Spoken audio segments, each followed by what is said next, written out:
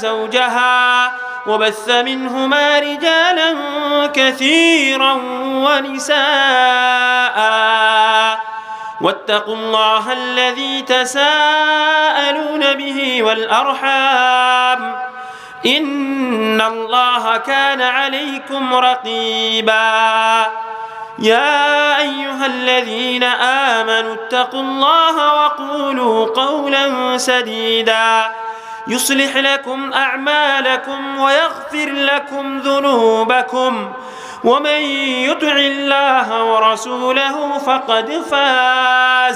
فقد فاز فوزا عظيما أما بعد فإن خير الحديث كتاب الله وخير الهدي هدي محمد صلى الله عليه وسلم وشر الأمور محدثاتها وكل محدثة بدعة وكل بدعة ضلالة وكل ضلالة في النار أما بعد فقد أرشد الباري في محكم تنزيله أعوذ بالله من الشيطان الرجيم بسم الله الرحمن الرحيم ويوم يعض الظالم على يديه يقول يا ليتني اتخذت مع الرسول سبيلا يا ويلتى ليتني لم أتخذ فلانا خليلا لقد أضلني عن الذكر بعد إذ جاءني وكان الشيطان للإنسان خذولا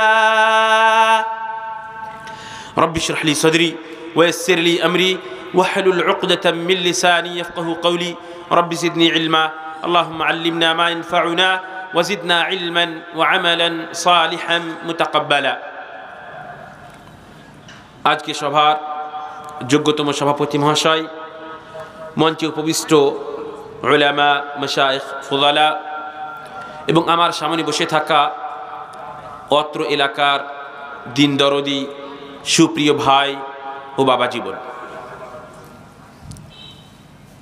আমি সর্বপ্রথমে আপনাদেরকে এবং তার পূর্বে নিজেকে একটা ওসিয়ত করব সেটা হচ্ছে আপনারা সকলেই আল্লাহর ভয় নিজের ভিতরে সৃষ্টি করুন ইত্তাকুল্লাহ আল্লাহর ভয় নিজের ভিতরে সৃষ্টি করুন এবং আল্লাহর ভয় সৃষ্টি করার অর্থ হচ্ছে আল্লাহ রাব্বুল আলামিনের যাবতীয় হারাম করা বস্তুকে বর্জন করুন ত্যাগ করুন আল্লাহ রাব্বুল আলামিন যা কিছু আপনার উপরে হারাম করেছেন সেগুলো থেকে বেঁচে থাকুন এটাকেই তাকওয়া বলা হয় আপনার ভিতরে আল্লাহর ভয় যত বেশি হবে তত বেশি আপনি আল্লাহ রাব্বুল আলামিনের হারাম করা বস্তু থেকে বাঁচতে পারবেন সুতরাং আল্লাহর ভয় নিজের ভিতরে সৃষ্টি করুন এটা হচ্ছে এক নম্বর ওসিয়ত দ্বিতীয় কথা হচ্ছে আমরা আজকে অত্যন্ত কম শ্রোতা দেখতে পাচ্ছি আমাদের এলাকা সম্পূর্ণভাবে আহলে হাদিস এলাকা তা সত্ত্বেও এই যে এত বড় বিশাল পিন্ডাল তৈরি করা হয়েছে এখানে লোকের সমাগম যেমন হওয়া প্রয়োজন তেমন নেই তার কারণ কি সেটাও আমি বলবো ইনশাআল্লাহ তাআলা কিন্তু দ্বিতীয় কথা যেটা আমি বলতে চাইছি সেটা হচ্ছে আল্লাহ রাব্বুল আলামিন কোরআনে কারীমের মধ্যে বলছেন ومن أظلم ممن ذكر بآيات ربه فأعرض عنها إنا من المجرمين منتقمون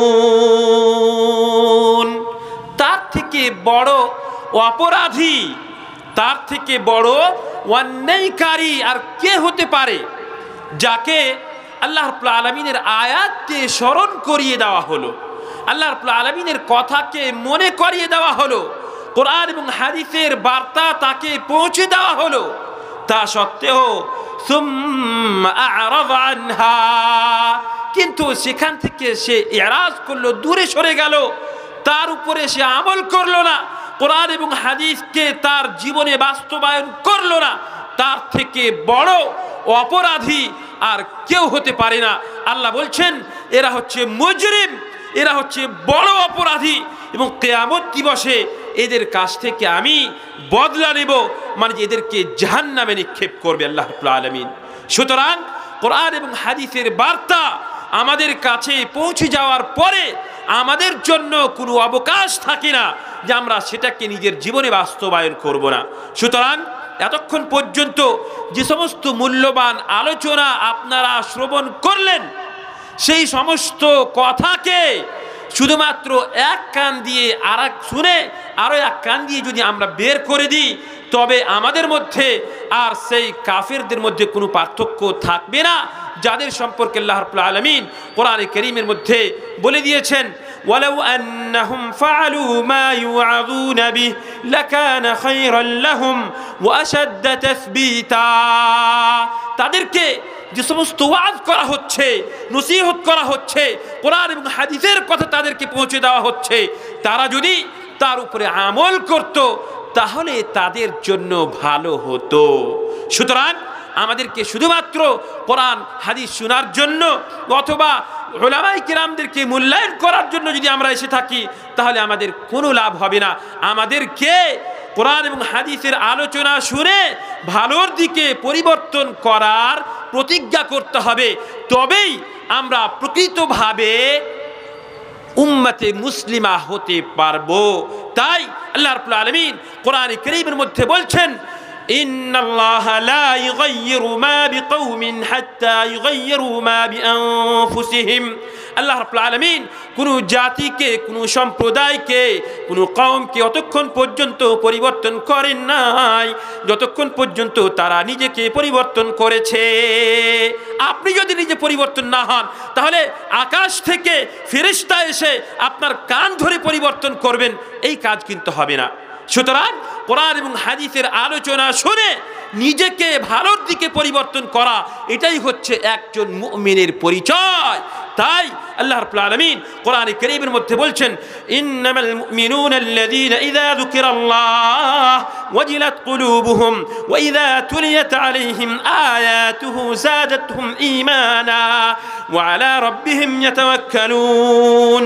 মুমিন তারাই যাদের সামনে যখন কোরআন এবং হাদিসকে পরিবেশন করা হবে, যখন কোরআন এবং হাদিসের ব্যাখ্যা বিশ্লেষণ করা হবে, وإذا تليت عليهم إنما المؤمنون الذين إذا ذكر الله وجلت قلوبهم, তাদের হৃদয় অত্যন্ত কোমল হয়ে যাবে, নরম হয়ে যাবে। আপনি একটু ভাবুন, কোরআন এবং হাদিসের আলোচনা শুনে আপনার হৃদয় কি নরম হয়? আপনি কি নিজেকে গুনাহ থেকে বাঁচার জন্য নিজের ভিতরে প্রতিজ্ঞা করেন? আপনি কি ভাবেন যে আমি শেখ আনোয়ারুল হক আল ফৈজি হাফিজাহুল্লাহর মুখ থেকে ঈমান সম্পর্কে আলোচনা শুনলাম, শিরক বিদআত সম্পর্কে আলোচনা শুনলাম, সুতরাং আমার ঈমানকে প্রবল করতে হবে, শিরক এবং বিদআত থেকে আমাকে বাঁচতে হবে? আপনার ভিতরে কি এই কথা এসেছে? এই জাগরণী আপনার ভিতরে কি এসেছে? যদি এসে থাকে তাহলে আপনি বুঝতে পারবেন আপনার ভিতরে ঈমান আছে। আর যদি না হয়ে থাকে তাহলে আপনি আবার নিজের ঈমানকে প্রবল করার এবং নিজের ঈমানকে দোহরে নেওয়ার চেষ্টা করুন। এবং আল্লাহ রাব্বুল আলামিন বলছেন, ওয়াইযা তুলিয়াত আলাইহিম আয়াতুহু যাদাতহুম ঈমানা। কোরআনের আয়াত আপনাদের সামনে যখন পরিবেশন করা হবে তখন আপনাদের ঈমান বৃদ্ধি পাবে, এটা হচ্ছে মুমিনের পরিচয়। আর শেষখানে বললেন, ওয়া আলা রাব্বিহিম ইয়াতাওয়াক্কালুন, এবং তারা আল্লাহ রাব্বুল আলামিনের উপরে সম্পূর্ণভাবে ভরসা রাখবে। আমরা রুজি উপার্জন করতে গিয়ে হালাল হারাম কিছুই দেখি না, কিভাবে টাকা আসছে, কোথা থেকে আসছে, আসলেই হলো শুধুমাত্র, কিন্তু কিভাবে আসলো সেটাকে আমরা ভাবি না। আল্লাহর উপরে আমাদের সম্পূর্ণভাবে ঈমান নেই। রাসূলুল্লাহ সাল্লাল্লাহু আলাইহি ওয়াসাল্লাম বলছেন, লাউ আন্নাকুম তাওয়াক্কালুনা আলাল্লাহ হাক্কা তাওয়াক্কুলি লারাযাকাকুম কামা ইয়ারযুকুত তুয়ুর তাগদু খিমাসান ওয়া তারুহু বিতানা। সম্মানীয় উপস্থিতি, আল্লাহর রাসূল সাল্লাল্লাহু আলাইহি ওয়াসাল্লাম বলছেন, যদি তোমাদের ভরসা আল্লাহ রাব্বুল আলামিনের প্রতি তেমনই ভাবে থাকতো যেমন ভাবে থাকা দরকার, তাহলে আল্লাহ রাব্বুল আলামিন একটা পাখিকে যেমন ভাবে রুজি প্রদান করে থাকেন তেমনই ভাবে আপনাকে আল্লাহ রাব্বুল আলামিন রুজি প্রদান করতেন। তাগদু খিমাসান ওয়া তারুহু বিতানা, তারা যখন সকাল সকাল নিজের ঘোঁসলা থেকে, নিজের জায়গা থেকে বেরায় তখন তারা জানে না সারাদিনে কোথায় কি খাবে, সে কি রুজি উপার্জন করবে, কোথায় দানা সে পাবে, কোথায় কি খাদ্যদ্রব্য পাবে, সে কিছুই জানে না। কিন্তু আবার তারুহু বিতানা, খালি পেট বেড়ায়, আর সন্ধ্যার সময় যখন আবার নিজের বাসায় ফেরত আসে, সেই সময় তার পেট একদম সম্পূর্ণভাবে পরিপূর্ণভাবে পূর্ণ থাকে, ভর্তি হয়ে থাকে। এই কথা রাসূলুল্লাহ সাল্লাল্লাহু আলাইহি ওয়াসাল্লাম বলছেন। যেহেতু আমাদের ঈমান, আমাদের ভরসা আল্লাহ রাব্বুল আলামিনের উপরে তেমন নেই যেমনভাবে হওয়া দরকার, তাই আল্লাহ রাব্বুল আলামিনের পক্ষ থেকে আমাদের উপরে রহমত বর্ষণ হচ্ছে না। এটা একটা কথা ছিল। তৃতীয় কথা হচ্ছে যে আপনারা যারা এখন পর্যন্ত বসে আছেন, হয়তো আসর পর থেকে কেউ আছেন, মাগরিব পর থেকে কেউ আছেন, রাত্রি 11টা পর্যন্ত থাকবেন, আপনারা আল্লাহ রাব্বুল আলামিনের খুব প্রিয় বান্দা, খুব ভালোবাসা। আল্লাহ রাব্বুল আলামিন আপনাদের কত সম্মান, কত মর্যাদা দিয়েছেন আপনি স্বয়ং কল্পনা করতে পারবেন না। রাসূলুল্লাহ সাল্লাল্লাহু আলাইহি ওয়াসাল্লাম বলছেন, ফেরেশতারা হাফাত আলাইহিমুল মালাইকা ওয়া গাশিয়াতুহুমুর রাহমা ওয়া নাযালাত আলাইহিমুস সাকিনা ওয়া যাকারাহুমুল্লাহু ফী মান ইনদাহু। যদি আপনারা এই সমস্ত আলোচনা শুনে নিজেকে ভালো করেন, এবং এই যে আপনারা বসে আছেন, অনেকগুলো মানুষ আছে যারা হয়তো মদের ভাট্টিতে বসে আছে, ও দোকানে বসে আছে, বা অন্য কোনো গুনহার জায়গাতে বসে আছে, কিন্তু আপনারা শুধুমাত্র যে এখানে বসে আছেন তার কারণে আল্লাহ রাব্বুল আলামিন আপনাদের কত সম্মান প্রদান করেছেন, যে ফেরেশতারা তাদের ডানাকে বিছিয়ে রেখেছেন, পরকে বিছিয়ে রেখেছেন। আল্লাহ রাব্বুল আলামিনের রহমত আপনাদের উপরে বর্ষণ হচ্ছে। আল্লাহ রাব্বুল আলামিনের রহমত আপনাদেরকে ছেয়ে রেখেছে, শান্তি অবতীর্ণ হচ্ছে। এবং তার থেকে বড় সম্মান এবং মর্যাদার কথা হচ্ছে আল্লাহ রাব্বুল আলামিন আপনাদেরকে নিয়ে মালায়ে আ'লাতে ফেরেশতাদের সামনে গর্ব করছেন। এরাই সেই ব্যক্তি যাদেরকে সৃষ্টি করতে মানা করছিলে, কিন্তু তারা আমার কথা শুনছে, আমার আয়াতকে তারা পরিবেশন করছে, আমার আয়াতকে তারা শ্রবণ করছে। এইভাবে আল্লাহ রাব্বুল আলামিন আপনাদেরকে নিয়ে ফখর করছেন। সুতরাং আপনাদের অত্যন্ত মর্যাদা, অত্যন্ত সম্মান রয়েছে। অন্য একটা হাদিসের মধ্যে এসেছে, আপনারা যখন এখান থেকে উঠে যাবেন, ফেরেশতারা বলবেন, কুমু মাগফুরাল লাকুম, আপনারা এখান থেকে নিজের নিজের অবস্থানে চলে যান, নিজের নিজের জায়গাতে চলে যান, আপনাদের আল্লাহ রাব্বুল আলামিন সমস্ত গুনাহকে ক্ষমা করে দিয়েছেন। এত বড় সম্মান, এত বড় মর্যাদা আল্লাহ রাব্বুল আলামিন আপনাদেরকে প্রদান করেছেন। সুবহানাল্লাহ। সম্মানিত উপস্থিতি, আরও একটা কথা আমি আপনাদেরকে বলি, আমরা মাঝে মধ্যেই আমরা সকলেই চাই আল্লাহ রাব্বুল আলামিনের রহমত আমাদের উপরে বর্ষণ হোক, তাই তো? আমরা সকলেই আল্লাহ রাব্বুল আলামিনের রহমত বর্ষণ হোক আমাদের উপরে, এটা সবাই চায়। কিন্তু আরবি কবি বলছেন, তারজুন নাজাত ওয়া লাম তাসলুক মাসালিকাহা ফাইন্নাস সাফিনাতা লান তাজরি আলাল ইয়াবাসি। আপনি পরিত্রাণ পেতে চাইছেন আর তার পন্থাকে অবলম্বন করছেন না। পরিত্রাণ, নাজাত, আপনি জান্নাত চাইছেন আর জান্নাতের রাস্তা যেটা আছে সে রাস্তাতে আপনি চলছেন না। জান্নাত পাওয়ার জন্য যে সমস্ত কাজ আপনাকে করতে হবে সেগুলো আপনি করছেন না। আপনি কি জান্নাত পাবেন? কোশ্চেন কালে আপনি জান্নাত পাবেন না। যেমনভাবে একটা নৌকা যদি আপনি তৈরি করেন, তৈরি করার পরে যদি মনে করেন যে এই গুমানির রাস্তাতে চালিয়ে দিব, চলবে? কখনো চলবে না। আপনাকে গঙ্গাতে নিয়ে যেতে হবে, নদীতে নিয়ে যেতে হবে, তাহলেই সেই নৌকাটা চলবে। তেমনই ভাবে আপনি যদি পরিত্রাণ পেতে চান, নাজাত পেতে যান, তাহলে আপনাকে তার পন্থাকে অবলম্বন করতে হবে, তবে আপনি নাজাত পাবেন, পরিত্রাণ পাবেন। তেমনই ভাবে আপনি যদি আল্লাহ রাব্বুল আলামিনের রহমত পেতে চান, অনেকগুলো বিষয় আল্লাহ রাব্বুল আলামিন বলেছেন, অনেক কারণ বলেছেন যার মাধ্যমে আল্লাহ রাব্বুল আলামিনের রহমত আপনার উপরে, আমার উপরে বর্ষণ হবে। তার মধ্যে একটা হচ্ছে যে আমরা এতক্ষণ ধরে নবী সাল্লাল্লাহু আলাইহি সাল্লামের কথা আমরা শুনলাম, এবং উলামায়ে কিরাম, মাশায়েখ আপনাদের সামনে বিভিন্ন সময় বা একাধিকবার, অনেকবার নবী সাল্লাল্লাহু আলাইহি সাল্লামের নাম নিয়েছেন, মুহাম্মদ সাল্লাল্লাহু আলাইহি সাল্লাম বলেছেন। আপনারা কতজন ব্যক্তি আছেন যারা নবী সাল্লাল্লাহু আলাইহি সাল্লামের নাম শোনার সাথে সাথেই সাল্লাল্লাহু আলাইহি সাল্লাম বলেছেন? খুবই কম হয়তো হবেন। শুনেন, রাসূলুল্লাহ সাল্লাল্লাহু আলাইহি ওয়াসাল্লাম বলেন, মান সাল্লা আলাইয়া মাররাতান আও সালাতান সাল্লাল্লাহু আলাইহি বিহা আশরা। কোনো ব্যক্তি যদি একবার আল্লাহ রাব্বুল আলামিনের, আল্লাহ রাসূল সাল্লাল্লাহু আলাইহি ওয়াসাল্লামের উপরে দুরূদ পাঠ করে, তাহলে আল্লাহ রাব্বুল আলামিন তার উপরে 10 বার রহমত বর্ষণ করেন। সুবহানাল্লাহ। এবং অন্যত্রে রাসূলুল্লাহ সাল্লাল্লাহু আলাইহি ওয়াসাল্লাম বলেন যে তার থেকে কৃপণ ব্যক্তি, বড় কৃপণ ব্যক্তি, বখিল ব্যক্তি আর কেউ নেই। মান যুকিরতু ইনদাহু ফালাম ইউসাল্লি আলাইয়া, যার সামনে আমার নাম নেওয়া হলো আর আমার উপরে সে দুরূদ পাঠ করলো না, তার থেকে বড় বখিল আর কেউ নেই, বড় কৃপণ আর কেউ কোনো ব্যক্তি নেই। সুবহানাল্লাহ।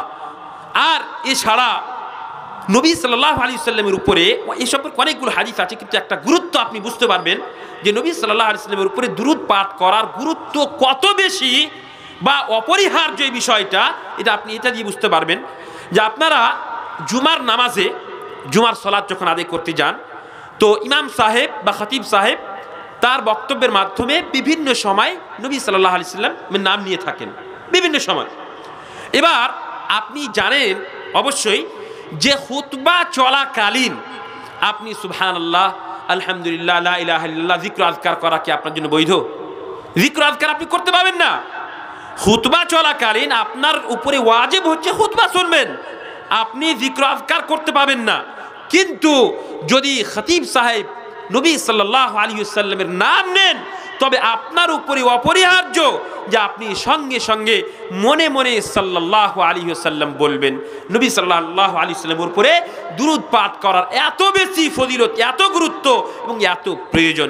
সুতরাং আপনাদেরকে আমি অনুরোধ করব, আপনি যে কোনো জায়গাতে হোক না কেন, আপনি এই জালসা মাহফিলে হোক, ওয়াজ মাহফিলে হোক, অথবা খুতবার মাধ্যমে হোক, যে কোনো দিনই মজলিস হয়েছে সেখানে হোক, যদি আপনি যে কোনো জায়গাতে নবী সাল্লাল্লাহু আলাইহি ওয়াসাল্লামের নাম শুনবেন, সঙ্গে সঙ্গে সাল্লাল্লাহু আলাইহি ওয়াসাল্লাম এই কথাটা অবশ্যই অবশ্যই বলবেন। এবার আসেন, আমি একটা গুরুত্বপূর্ণ বিষয় আপনাদের সামনে উপস্থাপন করতে চাইছি। সেটা হচ্ছে, সম্মানীয় উপস্থিতি, পৃথিবীর বুকে ভালো করে একটু ভাবুন, পৃথিবীর বুকে কোনো মানুষ একাই জীবনযাপন করতে পারবে? আপনি যদি মনে করেন যে আমি পৃথিবীতে কারোর সঙ্গে চলবো না, একাই আমি জীবনযাপন করবো, একাই থাকবো, কারোর সঙ্গে কথা বলবো না, কারোর সঙ্গে চলাফেরা করবো না, উঠা বসা করবো না, আপনি পারবেন? কোনোদিনই পারবেন না, সম্ভবই নয়। এবং মানুষের মধ্যে একটা স্তর রয়েছে, পরিচিতির একটা স্তর রয়েছে। আপনি একটা মানুষ আছে যাকে মাঝে মধ্যে যার সঙ্গে দেখা হয়, ওকে একটু ভালোবাসেন। আর একটা মানুষ আছে যার সঙ্গে হয়তো সপ্তাহে একদিন দেখা হয়। আর একটা মানুষ আছে যার সঙ্গে হয়তো প্রতিদিন সাক্ষাৎ হয়। আরও একটা মানুষ আছে যার সঙ্গে প্রতিনিয়ত আপনার সঙ্গে সাক্ষাৎ হয়।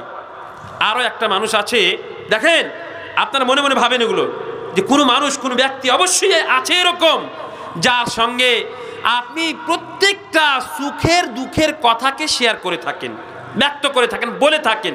আপনার সুখের কথা হোক তাও, আপনার দুঃখের কথা হোক তাও, সেই এক পরম বন্ধু একজন অবশ্যই আপনার আছে, যাকে আপনি আপনার দিল থেকে ভালোবাসেন, যাকে আপনি, যার জন্য আপনি আপনার জান দেওয়ার জন্য প্রস্তুত থাকেন।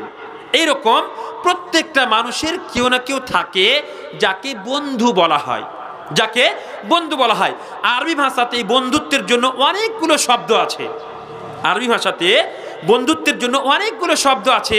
যেমন একটা বলি আপনাকে, এই যে সাধারণ বন্ধু বললাম না, সাধারণ বন্ধু, একটু বেশি বন্ধু, খুব বেশি একদম পরম বন্ধু, তো তার জন্য কিছু শব্দ আছে। যেমন মনে করেন যে সাহিব একটা আছে, জমিল আছে, সাদিক আছে, হামিম আছে, খালিল আছে, এছাড়া সামিম আছে, আরও অনেকগুলো শব্দ বন্ধুত্বকে ব্যক্ত করার জন্য আরবিতে অনেকগুলো ভাষা এসেছে।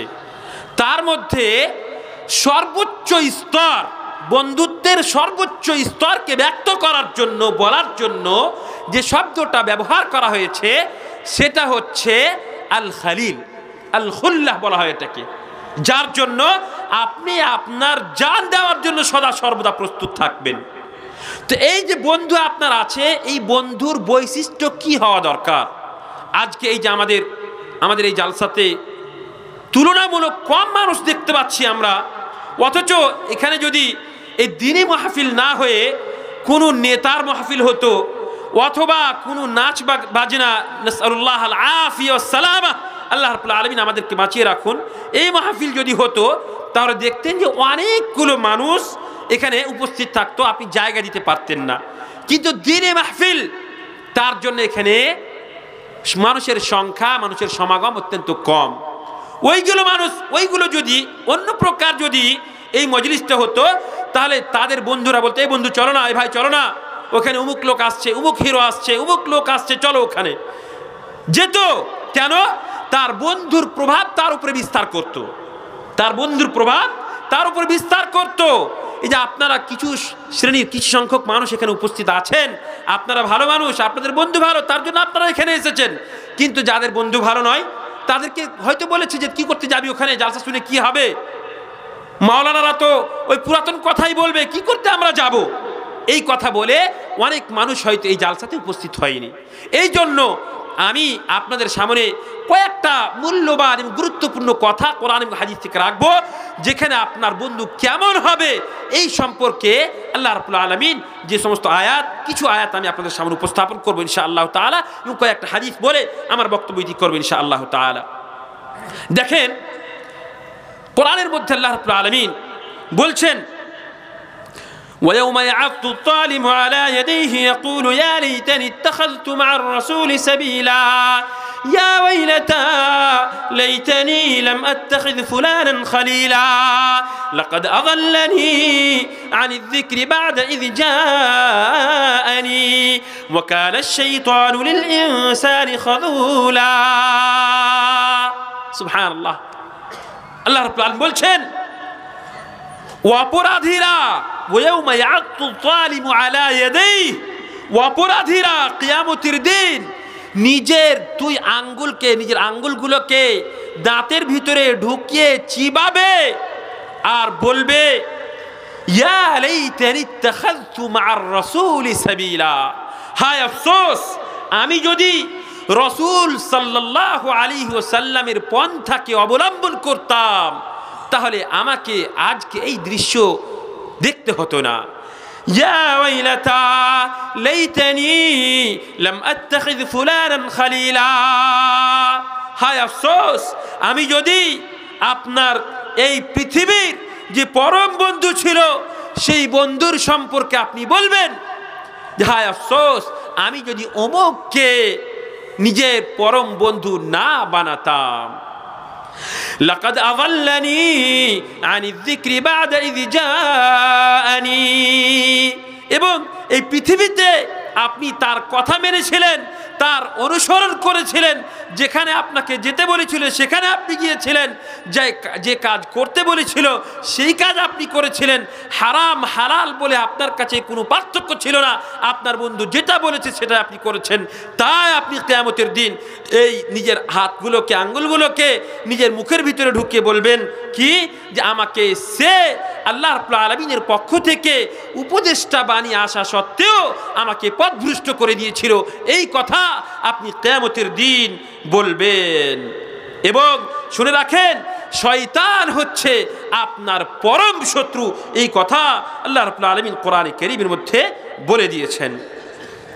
সম্মানীয় উপস্থিতি, পৃথিবীতে আপনার বন্ধু, আপনার দোস্ত যদি ভালো হয়, সে যদি নামাজি হয় তাহলে আপনাকে নামাজের কথা বলবে, সে যদি মুত্তাকি হয়, পরহেজগার হয়, তাহলে আপনাকে হারাম থেকে বাঁচার কথা বলবে, সে যদি তার ভিতরে যদি আল্লাহর ভয় থাকে তাহলে আপনার ভিতরে আল্লাহর ভয় সৃষ্টি করার কথা বলবে।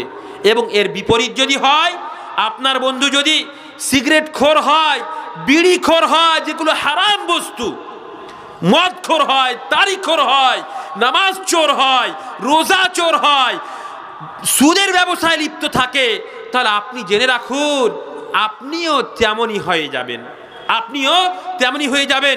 এই জন্য ফার্সিতে একটা শের আছে, বলা হয় সুহবতে সালেহ তোরা সালেহ কুনাত, আর সুহবতে তালেহ তোরা তালেহ কুনাত, মানে ভালো মানুষের সঙ্গী আপনাকে ভালো বানাবে এবং মন্দ মানুষের সঙ্গী আপনাকে মন্দ বানাবে। সুতরাং আপনি দেখুন আপনি কার সঙ্গে উঠা বসা করছেন, কার সঙ্গে চলাফেরা করছেন, এবং এই বন্ধু আপনার কিয়ামত দিবসে শত্রু হয়ে দাঁড়াবে। আল্লাহ রাব্বুল আলামিন কোরআনে কারীমের মধ্যে বলছেন, আল আখিল্লাউ ইয়াওমাইযিন বা'যুহুম লিবা'যিন আদু ইল্লাল মুত্তাকিন। আপনাকে বললাম যে খলিল খালিলটা হচ্ছে বন্ধুত্বের উচ্চ স্তর, সর্বোচ্চ স্তর খালিল। তো এই খালিলের বহুবচন হচ্ছে, খালিলের জামা হচ্ছে আল আখিল্লা। আল্লাহ রাব্বুল আলামিন কোরআনে কারীমের মধ্যে বলে দিয়েছেন যে এই পৃথিবীর বন্ধুরা যদি মুত্তাকি না হয় তাহলে এরা কিয়ামত দিবসে আপনার শত্রু হয়ে দাঁড়াবে। কিয়ামত দিবসে এরা আপনার শত্রু হয়ে দাঁড়াবে। সুতরাং আপনি ভালো করে দেখে নিন আপনি কার সঙ্গে উঠা বসা করছেন। রাসূলুল্লাহ সাল্লাল্লাহু আলাইহি ওয়াসাল্লামের হাদিস, আল মারউ আলা দীনি খালিলিহি ফালইয়ানজুর আহাদুকুম মান ইউখালিল। স্পষ্ট হাদিস, রাওয়াহু আহমদ ও তিরমিজি ও গায়রুহুমা। নবী সাল্লাল্লাহু আলাইহি সাল্লাম বলছেন প্রত্যেকটা মানুষ তার বন্ধুর ধর্মের উপরে বা তার বন্ধুর ধর্মকে অনুসরণ করে। মানে আপনার বন্ধু যেমন হবে আপনিও তেমনই হবেন। আপনার বন্ধু ভালো হলে আপনিও ভালো হবেন। সুতরাং আপনি দেখেন আপনি কার সঙ্গে উঠা বসা করছেন, কাকে আপনি নিজের বন্ধু বানিয়েছেন, এই বিষয়টা আপনাকে অবশ্যই অবশ্যই দেখতে হবে। তেমনই ভাবে রাসূলুল্লাহ সাল্লাল্লাহু আলাইহি ওয়াসাল্লাম ভালো বন্ধু এবং মন্দ বন্ধুর উদাহরণ হাদিসের মধ্যে দিয়েছেন। মুত্তাফাক আলাইহি রিওয়ায়াত আবু মুসা আল আশআরি রাদিয়াল্লাহু তাআলা আনহু থেকে বর্ণিত হাদিস, মাসালুল জালিসিস সালিহ ওয়াল জালিসিস সু কাহামিলিল মিসকি ওয়া নাফিখিল কির। আম্মা হামিলুল মিসক ফাইম্মা আন ইউহদিয়াক আও আন তাবতা'a মিনহু আও আন তাজিদা মিনহু রিহান তাইয়্যিবা ওয়া নাফিখিল কির ইম্মা আন ইয়াহরিকা থিয়াবাক আও আন তাজিদা মিনহু রিহান খাবিসা। রাসূলুল্লাহ সাল্লাল্লাহু আলাইহি সাল্লাম ভালো বন্ধু এবং মন্দ বন্ধুর উদাহরণ সহিহ হাদিসের মধ্যে দিয়েছেন। কিসের? ভালো বন্ধু এবং মন্দ বন্ধু আতর বিক্রেতা এবং সেই ভাট্টিওয়ালার মতো। আতর বিক্রেতা ভালো বন্ধু আতর বিক্রেতার মতো, আর মন্দ বন্ধু ওই ভাট্টিওয়ালা যার কাছে আপনি এই হেসার তালোয়ার অথবা আপনি চাকু পাঠাতে নিয়ে যান জবাই করার জন্য, সেই লোকের মতো আপনার খারাপ বন্ধুর উদাহরণ রাসূলুল্লাহ সাল্লাল্লাহু আলাইহি ওয়াসাল্লাম দিয়েছেন। নবী সাল্লাল্লাহু আলাইহি ওয়াসাল্লাম বলছেন ফাহামিলুল আম্মা হামিলুল মিসক ফাইম্মা আন ইউহদিয়াক। মানে আতর বিক্রেতা হয় আপনাকে তোহফা দিবে, গিফট করবে, হাদিয়ে দিবে, আতর হাদিয়ে দিবে। আর সে যদি কৃপণ হয় মনে করেন তা সে আপনাকে হাদিয়া দিচ্ছে না, তো আপনি হয়তো তার কাছ থেকে আমিন আপনি তার কাছ থেকে কিনে নেবেন। আপনার কাছে টাকা আছে, আপনি তার কাছ থেকে কিনে নেবেন। আর আপনাকে যদি হাদিয়া নাও দেয় অথবা আপনি যদি কিনে নাও নিতে পারেন, কিন্তু আপনাকে তার সুগন্ধি থেকে কি বঞ্চিত করতে পারবে? আপনাকে তার সুগন্ধি থেকে তো বঞ্চিত করতে পারবে না। আপনার সেই ভালো বন্ধুর উদাহরণ হচ্ছে এই আতর বিক্রেতার মতো। আপনি যদি আপনার বন্ধু যদি ভালো হয় তাহলে তার ভালো বৈশিষ্ট্যগুলো, ভালো গুণগুলো আপনার কাছে অবশ্যই অবশ্যই আসবে। এবং আপনার বন্ধু যদি মন্দ হয়, রাসূলুল্লাহ সাল্লাল্লাহু আলাইহি সাল্লাম বলছেন যে হয় এই সেই ভাট্টিওয়ালার মতো, যে আপনি যদি তার কাছে যান তাহলে আপনার এই সুন্দর জামা হয়তো জ্বালিয়ে দিতে পারে, পুড়িয়ে দিতে পারে। আর যদি আপনি দূরে থাকেন তাহলে কমপক্ষে তার দুর্গন্ধটা আপনার কাছে অবশ্যই অবশ্যই আসবে। এই কথা রাসূলুল্লাহ সাল্লাল্লাহু আলাইহি ওয়াসাল্লাম হাদিসের মধ্যে বলেছেন। সুতরাং আমাকে আপনাকে দেখতে হবে আমরা কার সঙ্গে চলাফেরা করছি, কার সঙ্গে উঠা বসা করছি। সম্মানিত উপস্থিতি, রাসূলুল্লাহ সাল্লাল্লাহু আলাইহি ওয়াসাল্লাম হাদিসের মধ্যে বলছেন লা তুসাহিব ইল্লা মুমিনা ওয়ালা ইয়াকুল তুআমাকা ইল্লা তাকি। সুবহানাল্লাহ, কত সুন্দর কথা। রাসূলুল্লাহ সাল্লাল্লাহু আলাইহি ওয়াসাল্লাম বলছেন যে খবরদার তোমরা শুধুমাত্র মুমিনের সঙ্গেই থাকবে, মুমিন ছাড়া অন্য কোনো মানুষকে তোমরা নিজের বন্ধু বানাবে না। মুমিন ছাড়া অন্য কোনো মানুষকে তোমরা নিজের বন্ধু বানাবে না। এবং শুধুমাত্র টাকা পয়সা আছে বা শুধুমাত্র তার সমাজে তার নাম আছে বলে আপনি শুধুমাত্র তাকে জাফত দিচ্ছেন। আর একটা মানুষ যে মুত্তাকি, পরহেজগার, যে 5 ওয়াক্তের সালাত আদায় করে তাকে আপনি প্রাধান্যতা দিচ্ছেন না, তাকে আপনি খাওয়ার জন্য দাওয়াত করছেন না, এই রকম যেন না হয়। রাসূলুল্লাহ সাল্লাল্লাহু আলাইহি ওয়াসাল্লাম এই কথা হাদিসের মধ্যে বলছেন। কাজেই আপনাকে দেখতে হবে যে আপনি কার সঙ্গে আপনি চলাফেরা করছেন, কার সঙ্গে উঠা বসা করছেন, এই বিষয়টা আপনাকে অবশ্যই অবশ্যই দেখতে হবে। সম্মানিত উপস্থিতি, ভালো বন্ধু এবং মন্দ বন্ধুর আরো একটা উদাহরণ আপনাকে আমি দিই। আপনারা সকলেই জানেন আবু তালিব নবী সাল্লাল্লাহু আলাইহি ওয়াসাল্লামের সব থেকে বেশি